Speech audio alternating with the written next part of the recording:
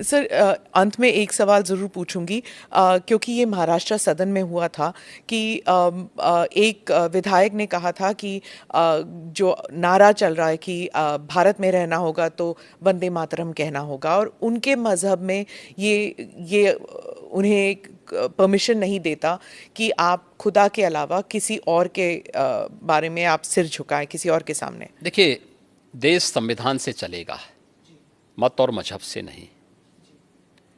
देखिए, मैं ईश्वर का भक्त हूँ, ईश्वर में अगाध निष्ठा रखता हूँ, लेकिन किसी पाखंड में विश्वास नहीं करता हूँ। आपने देखा होगा, जब मुझे हमारी नौकरशाही ने कहा कि नोएडा लोग नहीं जाते, चीफ मिनिस्टर को नहीं जाना चाहिए, मैं उसको उल्लंघन करके नोएडा गया, कई बार गया, आधा दर्जन बार जा चुका हूँ।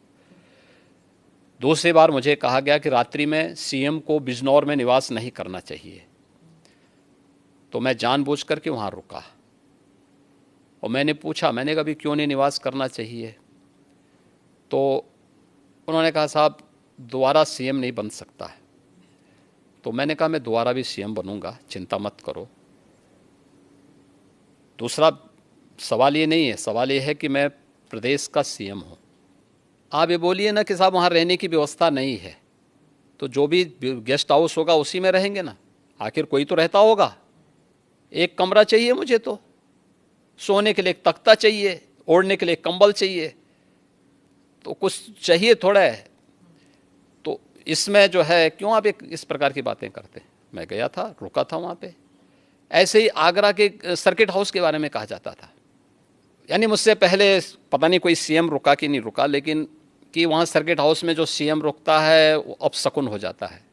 तो मैंने कहा, पूछा, मैंने कहा भी क्या अपशकुन होता है? उन्होंने कहा, साहब जो है उसकी कुर्सी चली जाती है।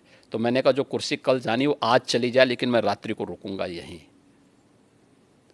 फिर किसी ने कहा, साहब यहाँ पे प्रेत आत्माएं आता ही हैं। तो मैंने कहा, कम से कम उनसे वार्ता करने का अवसर मिलेगा ना रात्रि में। तो तुम सब सो जाओगे तो कम से कम किसी से बातचीत तो करूँगा रात्रि में कि भाई कौन है, क्या है। तो पाखंड में हमारा कतई विश्वास नहीं है, एक। और इसीलिए मैं इस बात को कह सकता हूँ कि भारत का भविष्य उज्जवल है, और 2024 में फिर से प्रधानमंत्री मोदी जी की लीडरशिप में एनडीए बहुमत के साथ आएगी, इसमें कोई संदेह किसी को नहीं होना चाहिए। और वंदे मातरम मैं वापस आती हूँ, वो उसे धर्म के साथ जोड़ना चाहिए कि नहीं? मैं क्या कह रहा हूँ, मैंने पहले कह दिया ना, संवैधानिक व्यवस्था से देश संविधान से चलेगा, मत और मजहब से नहीं। जी। आपका मत, आपका मजहब अपने तरीके से होगा, अपने घर में होगा, अपने मस्जिद, अपने इबादत गाह तक होगा, सड़क पे प्रदर्शन करने के लिए नहीं। और इसको आप जो है किसी भी अन्य तरीके से दूसरे पे थोप नहीं सकते हैं। नेशन फर्स्ट, अगर देश में किसी को रहना है तो उसको राष्ट्र को सर्वोपरि मानना होगा, अपने मत और मजहब को नहीं। और मत और मजहब सेकेंडरी प्रश्न है, नेशन फर्स्ट है।